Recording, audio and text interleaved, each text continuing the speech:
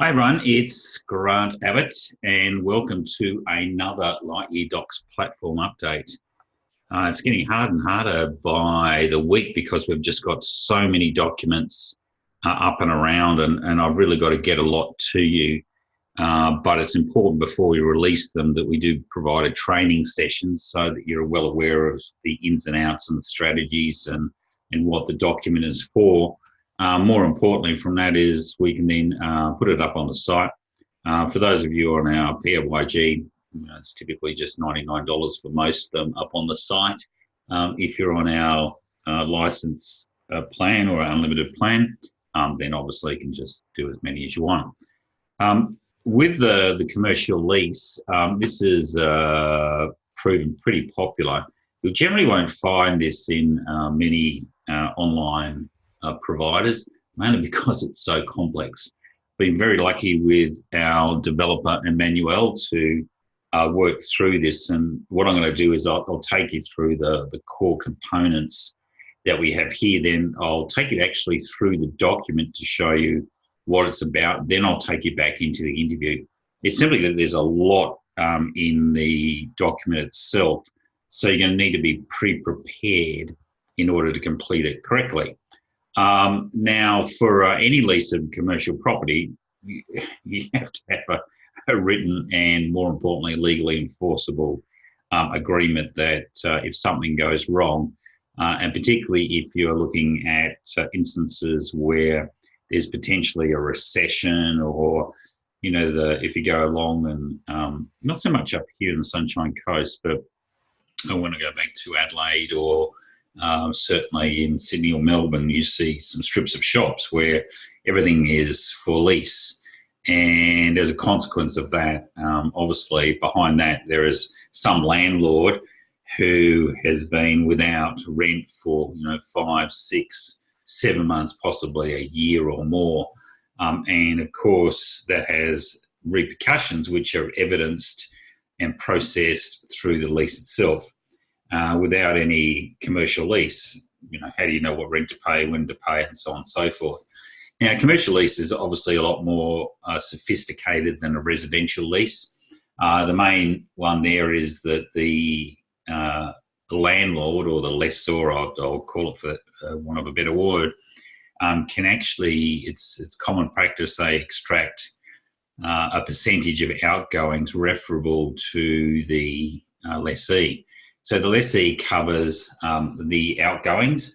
Now, generally those outgoings are of an ordinary expense nature rather than a capital outgoing. If there's a capital outgoing, that may well be treated as a fixture to the property. Quite often you can put that in and it reverts back to the lessee. Usually a make good clause will revert it back to the lessee at the end of the term.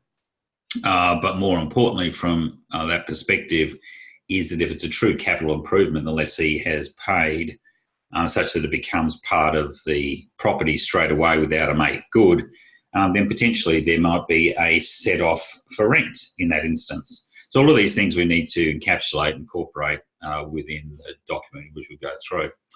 Obviously it has to be in writing and legally enforceable. I think that's an issue.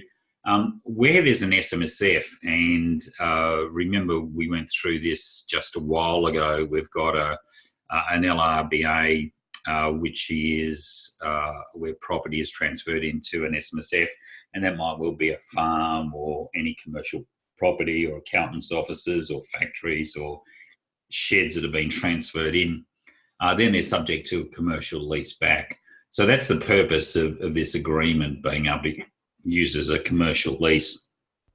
Quite often, a landlord will provide their own commercial lease, so that if you're acting for a lessee or they're one of your clients, is really, the chances of you being able to go and do the commercial lease agreement are probably pretty small. But if you've got clients that are landlords, then this commercial lease agreement is going to work for you perfectly. And ordinarily it costs, $2,000 or $1,500, $2,000 for a lawyer. But to be brutally honest, the stuff that we're going through, because you are actually using a legal precedent platform, the best in the world, and we're giving you access to it. So what that means is that really you're doing exactly what a legal firm would do, but in a quicker time, still signed off by TGA Legal. And as I said, it's only $99 or part of a package of license. So what amazing value you can offer to your client for that, even if you charge them $450 or $500, they're still miles in front of the pack. But look, I don't want to get too far down the track. I want to make sure we get into it. If it is between related parties, so the SMSF is the landlord, which I'll do a little bit, that's what I'll show you today. Then if they're the landlord, then essentially we've got to make sure that we get a commercial lease valuation. Obviously, just go to someone like obviously a commercial leasing agent like Collier's, and ask them what an appropriate lease terms and conditions would be, and I'll come in, look at it, and then just borrow that from them. I was going to do it, show you the documentation today for, I'll see how I go, but the documentation today for full-blown transfer of business property in, doing transfer taxes and also lease back. I probably won't do that today. I'll wait until we actually have the whole package up and running. Currently, our next release next week will be on a unit trust. So we have done superannuation unrelated investment trusts before, but we'll do next week just a typical unit trust and also a fixed trust, which is important for New South Wales land tax purposes. And we'll also deed of gifts. So deed of gifts, for example, where it's an all-purposes one, but it can be used for unpaid present entitlements, particularly for adult children, to make sure that they don't have recourse against that. So that's next week, and I'm working on the release after that is a whole range of estate planning and enduring powers of attorney. So we've got some pretty exciting things coming up for you guys.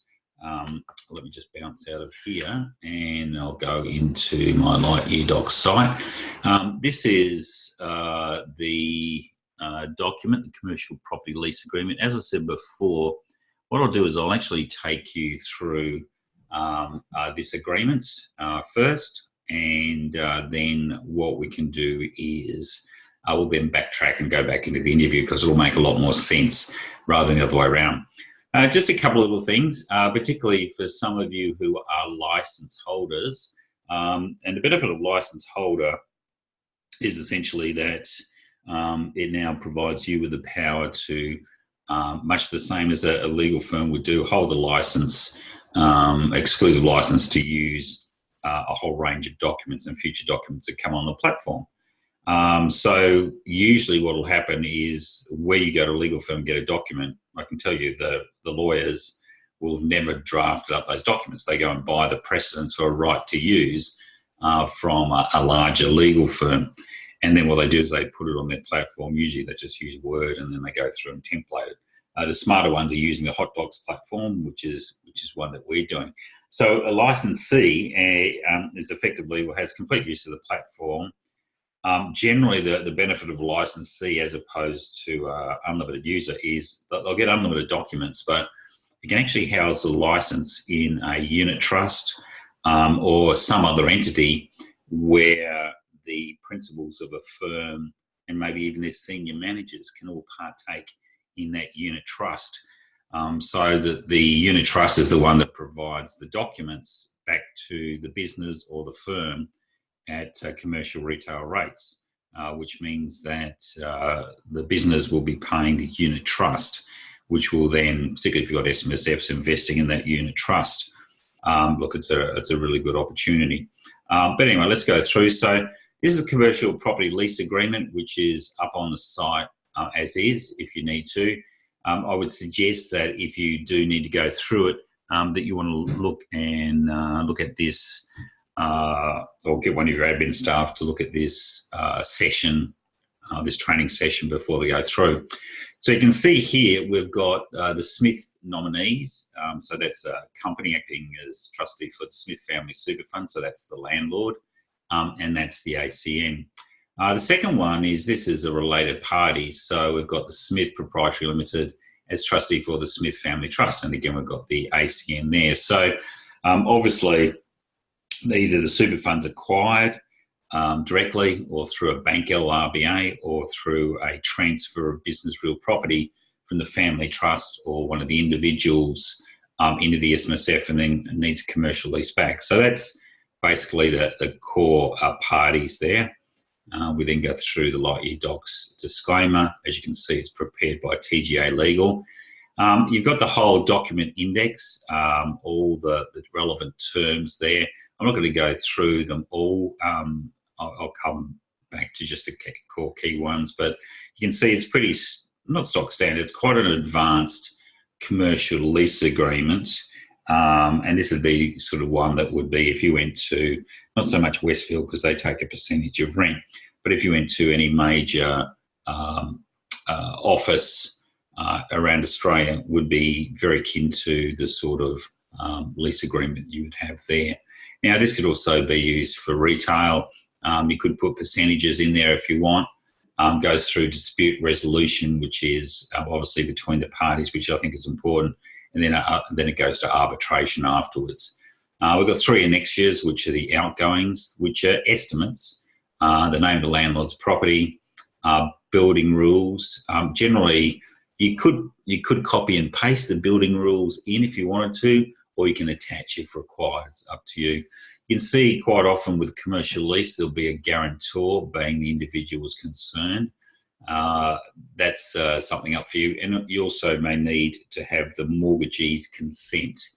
So, for example, if the property is charged or mortgaged to a bank, you may need to have their consent for that. So, again, you can have this prepared.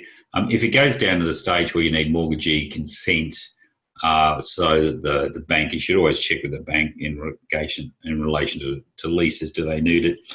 You can either do this yourself, but if they want to deal with lawyers, then you can use TGA Legal again.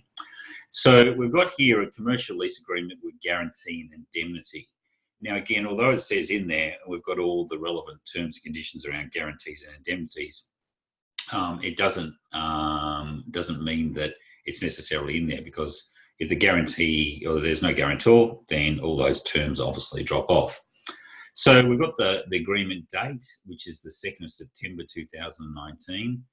The landlord leases to the tenant the premises for the term of the lease and the rent and at the rent and on the conditions set out in this agreement, together with necessary access over common areas, which is typically going to be the case. So I thought I'd go through, and of course we've got the guarantor, if any, agrees to be bound by his or her obligations set out in this agreement. Now, if there is no guarantor, then obviously it's not fitting, but we want to put as much as we can into this document as is possible, because we'd love to give our client a pretty sophisticated document. I think this is, gosh, about 20 or 30 pages. But the main one, the real guts of it is here. So first we've got the landlord, which we've got here. You've got your ABN putting in there, phone number, email. So it's just a little bit more sophisticated that we put in there. So that would obviously be the trustee of the superannuation fund, and also their phone number as well. And again, remember, if it's between related parties, this is a true commercial lease. So we want to make sure that what is ordinarily happening out there in the marketplace, we are really doing exactly the same thing, so we can show that it is at arm's length. And these are the sort of information that's normally included. Otherwise, we don't want to get in a situation that there's a gnarly issue. The problem is if there's a gnarly issue and we offer if the commission come back and say, look, the terms and conditions you're offering to the family trust are not arm's length, then potentially the rent that comes from this into the SMSF is going to be taxed at a gnarly rate of 45%. But the worst thing out of it all, and just listen to me on this one, is that because it's gnarly in income, it's also gnarly in capital gains. So when the trustee of the fund goes to sell the property, it may very well be that the capital gain realised on the property will be subject to 45% tax. So again, we want to make sure we've got all these commercial leases.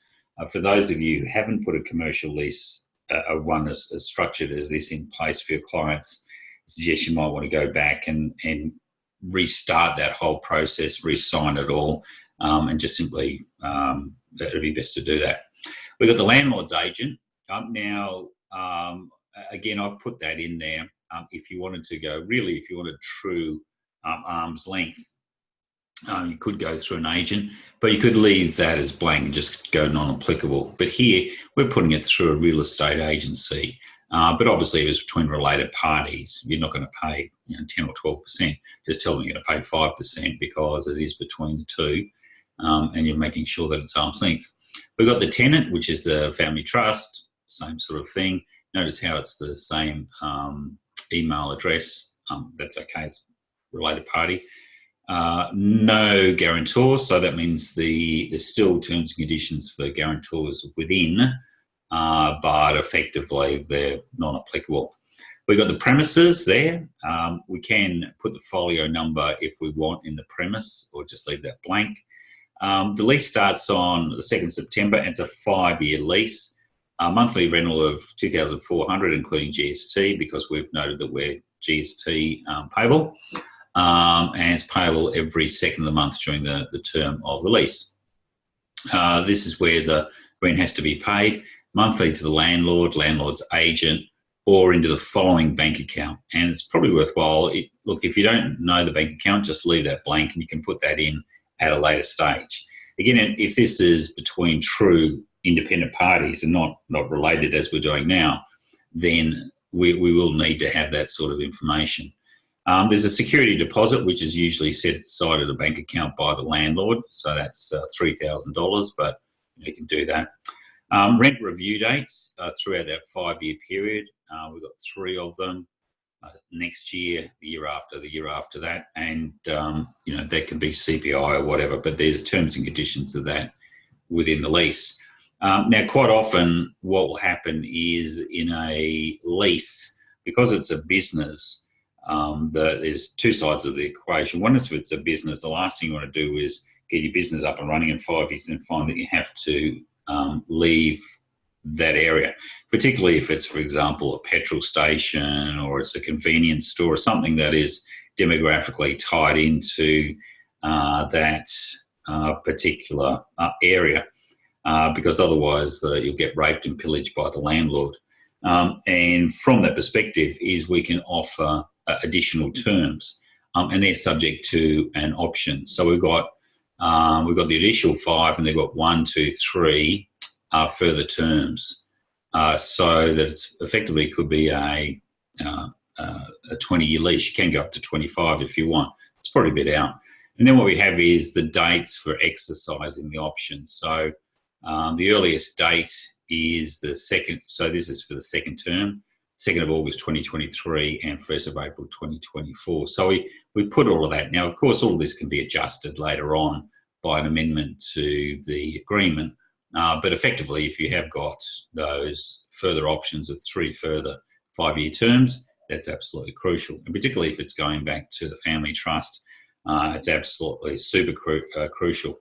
Main thing, for example, that if we've got that family trust and we've got the property sitting inside the self-managed super fund, if the main contributor dies and portion of that property or that property has to be taken out of the superannuation fund and distributed amongst the estate or whatever, we want to make sure it's still subject to this lease, because the party that ends up with the property may be antagonistic to the family trust or the person who's actually controlling the family trust and the business renting that. I've seen that happen in a number of cases where the business is from children from the first marriage that are working with dad, and then the property ends up in the second spouse's hands. So by having these options, absolutely crucial. The total lettable area. So, if it's just a single 1-suite office, then the lettable area is the same as what the tenant.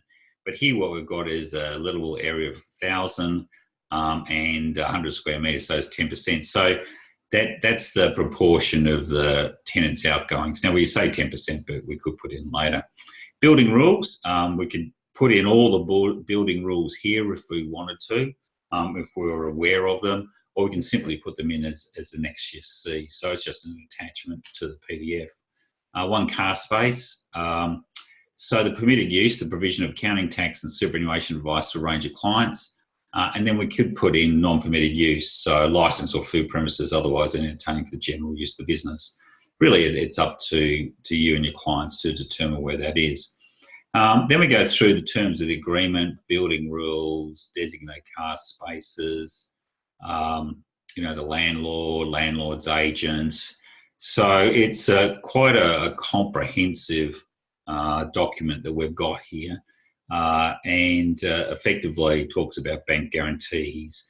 So if you'd like to get a copy of this, certainly if you're on our unlimited platform, or you are a licensee, then simply fill one out yourself, have a go, because there's no cost for you, and then pull the document off and have a look at it before you go in. And so you can, make sure, one is, as I said before, if your current clients don't have a lease agreement to this extent, it's probably worthwhile. One is getting an indemnity from your own perspective, is that they're satisfied that the lease agreement put in place is sufficient for the SESAC purposes, and that any action against NALI is not going to impinge upon you, particularly if you're advised to update the agreement themselves.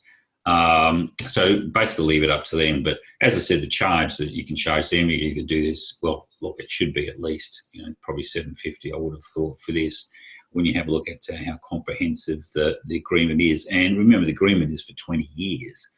So it gives safety, certainty and security, which are my three key words throughout this process. Outgoings, which is good one. The tenant agrees to pay the landlord the tenant's proportion of any outgoings after notification by the landlord, and to pay the amount within 14 days of production to the tenant of a copy of the landlord's assessment notice or account. So we've got outgoings there. Utilities, so they have to pay all utilities. They have to go and get consents with any property, etc., which is crucial. So you can see it's a lot more sophisticated than a residential lease. Prohibited, but we've already got prohibited uses up there, or non.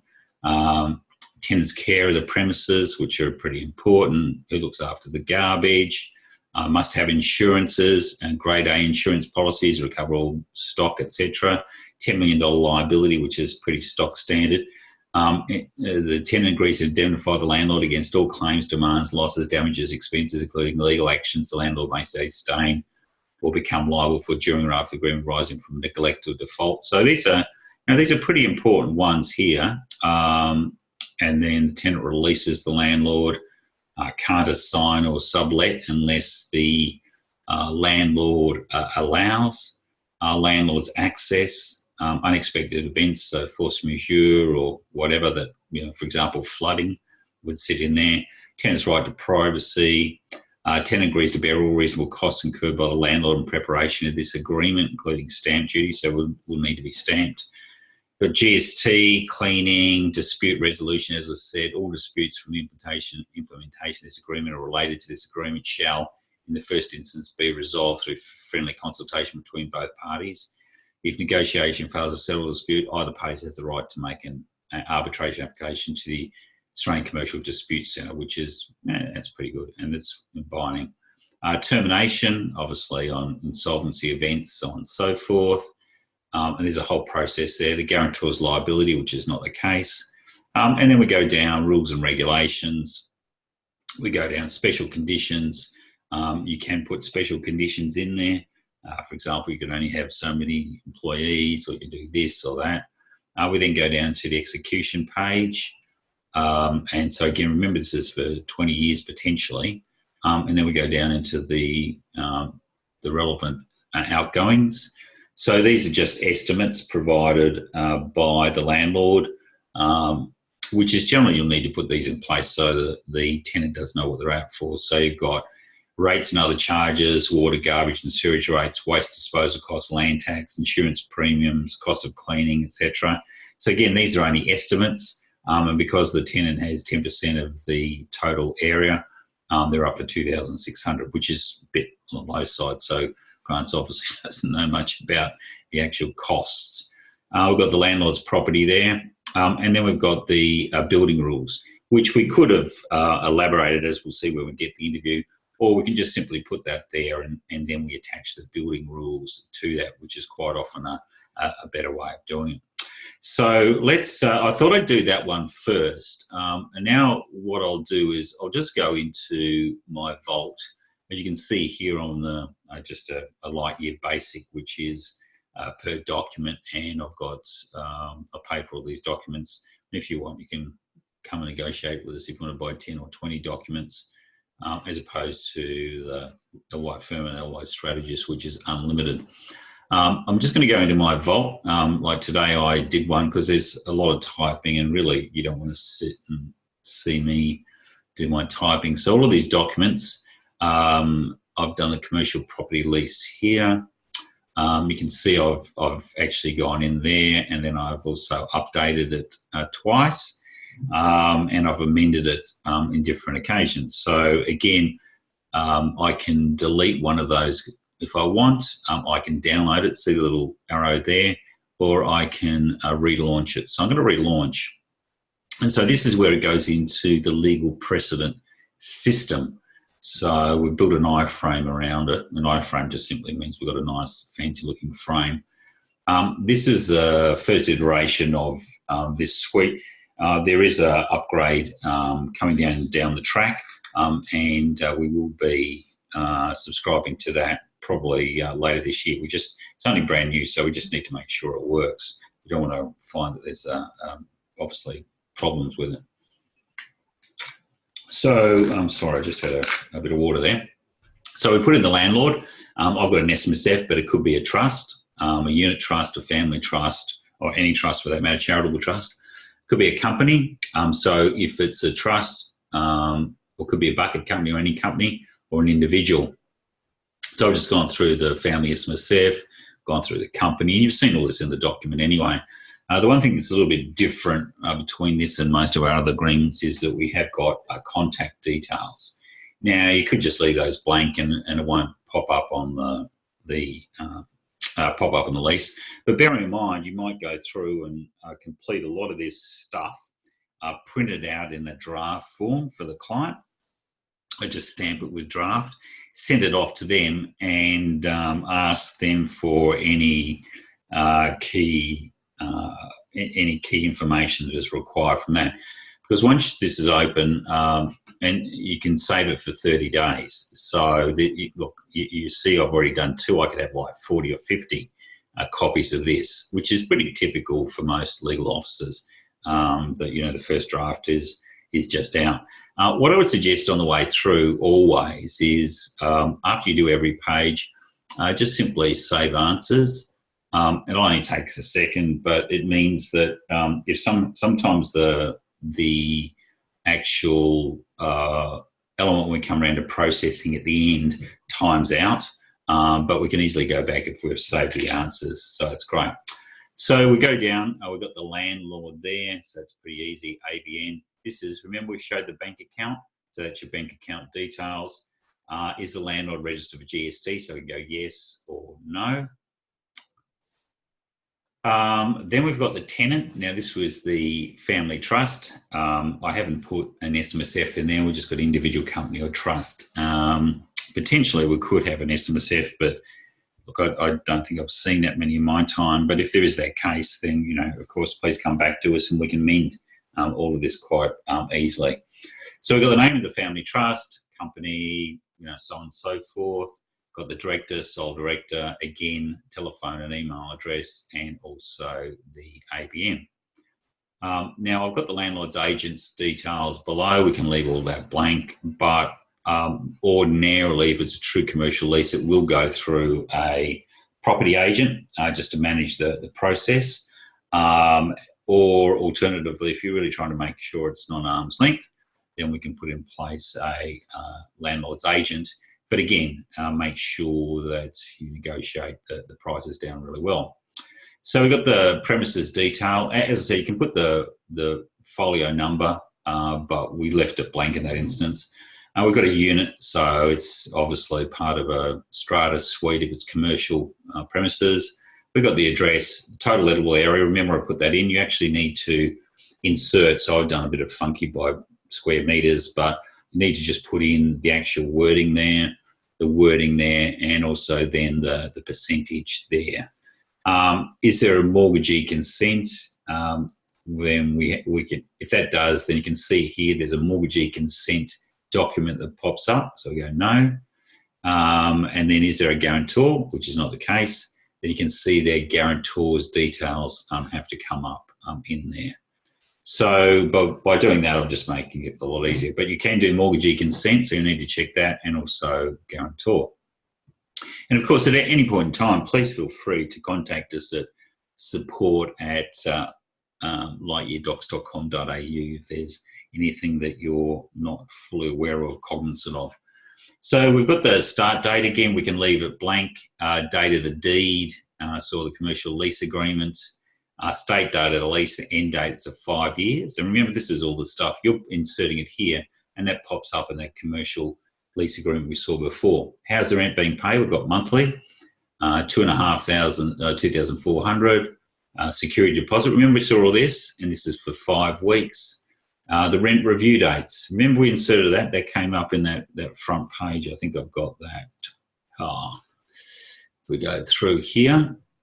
So you can start to see the correlation between what you're inserting into the document and this schedule here. So you've got the guarantor, term of the lease, $2,500 GST, the security deposit, there being 5 weeks rent, landlord, these are all the terms and conditions, so that when I go back into the agreement here, I fill all of these in. So rent review dates, that's the first one. Then further term or terms. So it could be, for example, the first one could be 10 years, 15 years, 20 years. But generally commercial sees it's every 5. But then these are optional. So we need to work out early state for exercising options. So this is the first one for this first term. Second and third again there as well. So you can start to see it's a pretty sophisticated document. Now this is the one where you'll need to get estimates, and quite often you'll be able to easily get the estimates from, if you bought a suite or something, you'll be able to get estimates from the body corporate as to all of these expenses. So you just need to put all of those essentially in there. If it's a building, as I said, if it's just one suite, so that when we come round and have a look at our percentages, if it's, for example, total lettable area is 100 square metres, that's all zone, premises 100 square metres, then we put up 100% is the percentage there. And so they'd have to pay the lot. So we put all of these in there. If it's blank, then just essentially leave it blank. But these are generally the typical terms and conditions that you're going to find in a commercial lease agreement. As I said, this commercial lease agreement is used by hundreds of lawyers across Australia, but you've got it, as I said, on your desktop for use with your clients. Now, this is where, remember, we showed in the document itself, if I go back in and have a look, we could put the building rules, and that'll pop out here, and also next to your C, or alternatively, what we've got here is we can just actually attach it there. Remember, we went through what are the terms. So I've got the provision of accounting, tax and superannuation advice, but it could be food or whatever. What are non-permitted uses? So that's a pretty standard license of food premises, because you don't want them to actually start selling food and stuff like that. And of course, you don't have to go in there like illegal stuff, because that's already excluded under the agreement. Remember, we had a look at that.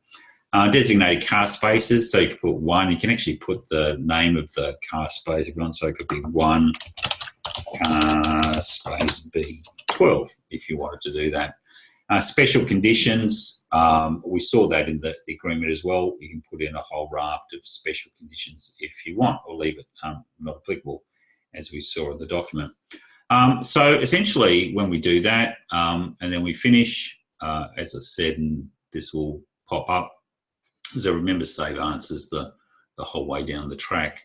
And it's quite sophisticated, so obviously it's just taking a little while to pop up. And then I can download it. And this is the same as we saw before. Now, if I'd gone in and changed the terms and conditions, so if I wanted to go back and said, oh, gosh, it's not 2,000 rent, then what I do is I go into my vault. Remember, I did this before. Go down to the Abbott-Family, and we'll go down to the commercial lease. I can see here, there's a third one when I've just done relaunch. That pops me up here. As I said, you can go in and change it for up to 30 days. Let me go down to the T's and C's, so there's no change there. Let's go through, and we've decided that the rent isn't 2,400. It's actually, we've made a mistake, it's $3,000. And our security deposit is actually going to jump up to $6,000. So, which is for 8 weeks. And again, when I do something like that, first and foremost, always save your answers. But then I can go and, if I wanted to, just print out this. I go finish. And almost getting down to the end of the session, so it'll be another couple of minutes. So finishing, and it will pop a new document. I'll download that, pull that up, and then we will go down, and we should see, there you go, amount of 8 weeks rent. So you've just made those changes, and up pops a brand new lease agreement. So you can see how flexible it is. And really, when you're dealing with any legal firm, they need to have that flexibility and that automation in order to do that. So that's commercial lease agreement. As I said, next week we'll be going through a whole lot of unit trusts. If you're on our, if you're a licensee, or you're not a licensee, you like to look at licensee, make sure you give me a contact me at Grant at ilovesmsf.com. So some amazing advantages to that.